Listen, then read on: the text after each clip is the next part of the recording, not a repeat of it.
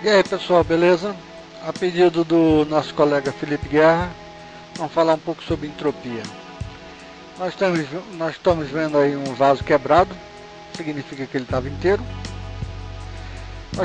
Nós estamos vendo aí um boi morto, significa que ele estava vivo. Ou seja, tudo tende para entropia, ou seja, desorganização. Você pinga uma gota d'água no recipiente, ela nunca vai voltar a ser uma gota.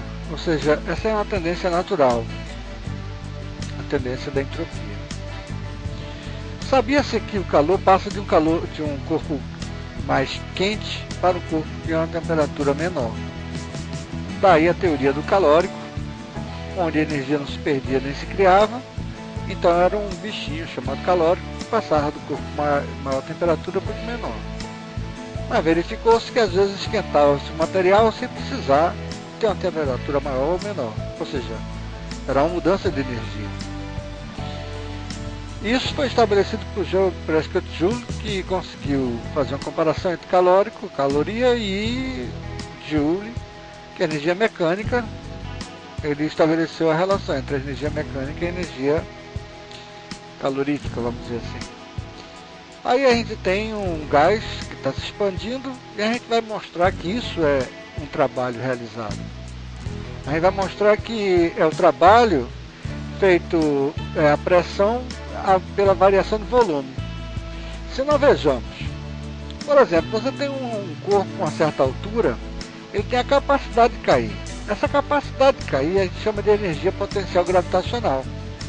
E o trabalho da força-peso é dado pela força-peso vezes a altura que ele vai cair. Ele transforma o peso dele, mg, e a altura, em energia cinética. Como a energia não se perde nem se cria, vai ser o próprio mgh.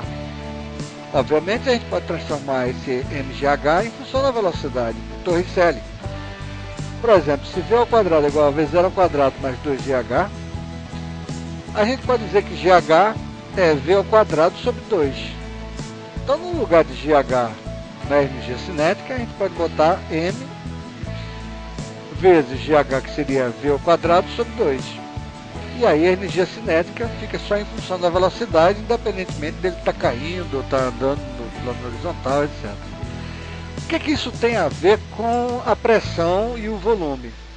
Veja, já que trabalho é força, no caso ali era força-peso e a altura era deslocamento, nós vamos mostrar que se a gente pegar a pressão e multiplicar pela variação do volume, nada mais é do que a pressão é força sobre área. E a variação do volume vai ser a área vezes a variação do quanto ele se deslocou, quanto o êmbolo se deslocou. Então, força sobre área vezes a área multiplicado pelo deslocamento do êmbolo, que daria o volume. Cortando área com área, nós temos que trabalho é igual a força vezes deslocamento. Ou seja, trabalho é pressão vezes a variação do volume. Então, a gente pode fazer com que o gás realize trabalho quando ele está se expandindo, ou ele está sendo realizado trabalho sobre ele quando ele está se comprimindo. Então a gente tem que fornecer calor, aumenta a temperatura térmica do gás e ele pode realizar trabalho se ele se expandir. Se ele não se expandir, vai só aumentar a energia térmica. O problema é o seguinte: quando a gente fornece calor para um gás, na primeira lei da termodinâmica está ótimo. Essa área aí da pressão pelo volume vai me dar o trabalho realizado. O volume não está aumentando, independentemente da pressão estar variando ou não, vai me dar o trabalho realizado. Muito bem. Se a gente for pelo C, vai ser um trabalho maior. Se a gente for pelo A, vai ser um trabalho menor. Se a gente for pela linha B, vai ser um trabalho intermediário. Ora, obviamente, se a gente quer realizar trabalho para a gente vai por B, ou seja, com a pressão maior, e aumentar o volume de 1 para 2. Quando voltar de 2 para 1, a gente vem com a pressão menor, então o trabalho é menor. Essa diferença dos dois trabalhos realizado pelo gás e sobre o gás, vai dar um trabalho realizado, ou seja, vai movimentar uma locomotiva, etc. e tal. O problema é que a quantidade de calor é perdida. Se todo o trabalho, se toda a variação da energia térmica fosse transformado em trabalho, era ótimo. Mas parte da nossa energia é perdida sob forma de calor.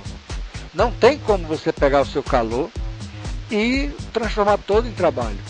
Work, em inglês, W. Ou seja, você tem que ter uma fonte quente, fornecendo energia, realiza o trabalho, mas você perde calor para uma fonte fria. Aí a gente tem uma ilustração. Uma pressão maior, ele aumenta o volume e volta, depois ele baixa a pressão e volta com uma pressão menor. Então, você tem a realização do trabalho. Mas se você calcular o rendimento, só vai dar 25%. Porque a quantidade de energia que você gastou em relação ao trabalho que você teve é pequeno. Uma das soluções é você fazer com que o cara modifique de forma tão abrupta de uma temperatura para outra que você não consiga trocar calor com o ambiente. Então, se você transformar, a gente chama de transformação adiabática, se você não puder trocar calor com o ambiente, é ótimo. Isso foi idealizado por Carnot, um cara que morreu muito jovem, não vou entrar na relação matemática, mas ele pensou o seguinte, eu digo, olha, eu venho numa isotérmica, depois eu abruptamente mudo para uma outra temperatura. Essa mudança é tão abrupta que eu não consigo trocar calor com o ambiente. Depois eu diminuo o volume com a temperatura constante e depois abruptamente eu volto a ter uma temperatura maior e não troco calor com o ambiente. Então a eficiência fica maior, mas não deixa de ser uma fonte quente com a fonte fria, quer dizer, aí realizando trabalho. A máquina de Carnot, a quantidade de calor é diretamente proporcional à temperatura absoluta. E o rendimento é 1 menos a temperatura fria sobre a temperatura quente. Se essa temperatura fria for assim 0 Kelvin, 0 absoluto, seria 100%. Mas a gente não consegue chegar a 0 Kelvin. E daria um trabalho danado para chegar a 0 Kelvin, concorda? Então aí tem o ciclo de Carnot, ele vem por uma isotérmica até um ponto B qualquer. Depois ele tem uma transformação adiabática tão rápida que ele não troca calor com o ambiente. Então ele começa a se comprimir com a mesma temperatura. Depois tem uma transformação tão rápida para a temperatura maior que ele não troca calor com o ambiente. Daí ele tem a maior eficiência possível. O que a gente chama de entropia é se você botasse várias máquinas de Carnot uma em cima da outra com a maior eficiência possível, a relação entre a quantidade de calor e a temperatura é o que a gente chama de entropia. Se a temperatura for 0, a entropia é máxima. Mas, normalmente a gente chama a variação da entropia, ou seja, a variação da quantidade de calor pela temperatura. Mas nunca deixa de ser uma fonte quente, uma máquina térmica e uma fonte fria. E no meio dos dois, você realiza trabalho.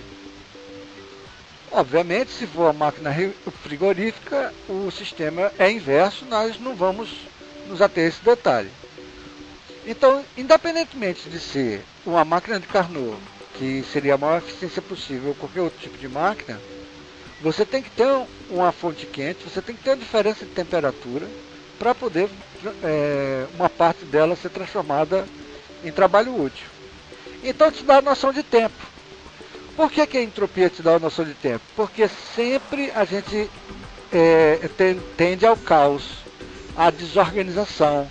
A tendência é o pingo d'água se dissolver e nunca se transformar novamente no pingo d'água. É possível? É possível. Mas é muito improvável. Daí a gente chama de entropia, ou seja, desorganização total do ambiente.